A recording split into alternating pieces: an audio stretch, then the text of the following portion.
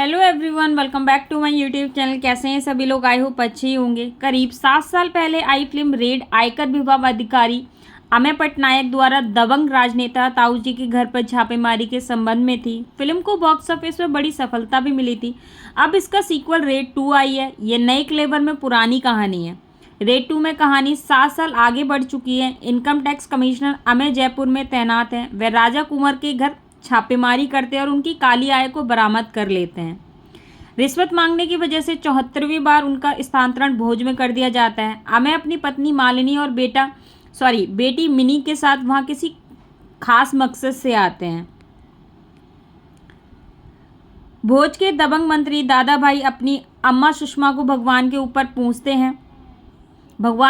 पूछते हैं। वे उनके नाम पर फाउंडेशन चलाते हैं। दादा भाई की साफ सुथरी छवि अमेय को खटकती है और अमेय उसकी संस्था काली आय बेनामी कंपनी और अकूत सोने के बारे में जानकारी जुटाते हैं, लेकिन छापा मारने पर उनके हाथ कुछ नहीं लगता है। दादा भाई अमेय को टिप्स देते हैं कि 5वीं और सबसे ज़रूरी चीज़ जिसे आप भी ढूंढ नहीं रहे थे, आपकी आँख के सामने तीर रहेगी, आप उसे ढूंढ नहीं पाएंगे। अमेय को निलंबित कर दिया जाता है। इस दौरान एक भ्रष्ट आयकर अधिकारी लल्लन की नियुक्ति अमेय की जगह होती है। वह दादा भाई की सेवा में समर्पित रहता है। उधर अमेय भी चुप नहीं बैठता है। वह दादा भाई का पर्दाफाश करने में जुट जाते हैं। वह वकील देवेंद्र गहलोत के जरिए जनहित याचिका दायर करते हैं। अदालत दादा भाई के भोज आने पर रोक लगाती है। फिर अमेय किस प्रकार दादा भाई की काली संपत्ति को खोजता है, फिल्म इसी संबंध में है। राजकुमार गुप्ता ने रितेश शाह, जयदीप यादव और करण व्यास के साथ मिलकर फिल्म की पटकथा लिखी है। इंटरवल से पहले का हिस्सा धीमी गति से बढ़ता है। यहाँ पर दादा भाई और अमेय के बीच टकरार दिखाई गई है, लेकिन वह बहुत प्रभावशाली नहीं बन पाई है। दादा भाई के सम्मोहक हाव भाव के बावजूद उनकी खतरनाक गतिविधियाँ अमेय की आसान जीत से कमज़ोर लगती है। पहले छापेमारी के दौरान दोनों के बीच थोड़े समय के लिए तनाव आता है, लेकिन फिर गायब हो जाता है।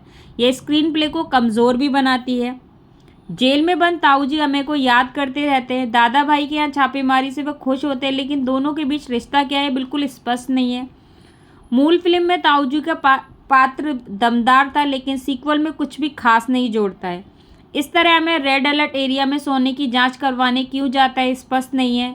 जांच सरकारी है, लेकिन घिसे पिटे फिल्मी फार्मूले की तरह यौन शोषण की शिकार लड़कियों के सामने लाने का जिम्मा मालिनी उठाती है। यह खटकता भी है।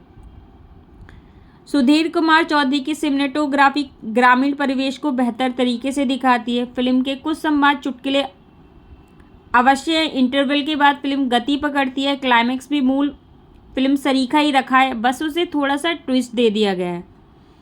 अजय देवगन यहाँ पर अपने चिरपरिचित अंदाज में, उन्हें इस तरह धीर गंभीर भूमिका में पहले भी देखा गया है। दादा भाई की भूमिका में रितेश देशमुख जसते हैं। वे दादा भाई की कुटिलता, चपलता और दोगलेपन को सहजता से आत्मसात भी करते हैं। वाणी के हिस्से में कोई दमदार सीन या डायलॉग नहीं है। फिल्म का खास आकर्षण अमित सियाल है। उनकी स्क्रीन पर उपस्थिति चेहरे पर मुस्कान लाती है। वह हर सीन में अपना प्रभाव भी छोड़ते हैं। वकील की भूमिका में यशपाल भी प्रभावी हैं। माँ की भूमिका में सुप्रिया पाठक दी गई अपनी भूमिका साथ न्याय भी करती हैं। बैकग्राउंड में बजता कर्ज फिल्म का गाना पैसा ये पैसा सुनना अच्छा लगता है। बाकी फिल्म का गीत संगीत अप्रभावी है। तमन्ना भाटिया का आइटम सॉन्ग नशा जे तू कर ले याद नहीं रहता। Thanks for watching, bye bye.